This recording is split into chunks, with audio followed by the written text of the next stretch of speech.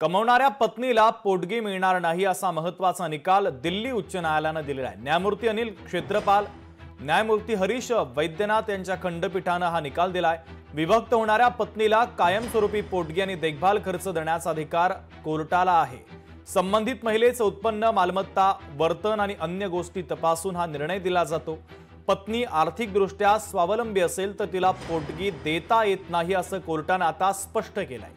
याचिकेच्या द्वारे पोटगी मागणारी महिला रेल्वेत अधिकारी आहे, तिचं उत्पन्न चांगलं आहे, ती कुणावर अवलंबून नाहीये, ही महिला आत्मनिर्भर आहे, या महिलेला पोटगी मिळावी असा कोणताच मुद्दा सादर झालेला नाही असं निरीक्षण देखील कोर्टाने या प्रकरणामध्ये नोंदवलेलं आहे।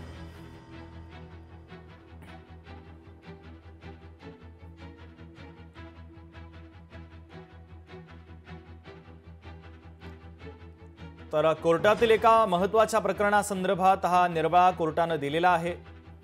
दिल्ली उच्च न्यायालयाचा हा निर्वाळा आहे। तर दिल्ली उच्च न्यायालयामध्ये ही याचिका दाखल करण्यात आलेली होती, त्यावर सुनावणीच्या दरम्यान कोर्टाने हा महत्त्वाचा निर्वाळा देत अनेक निरीक्षणे देखील नोंदवलेली आहेत।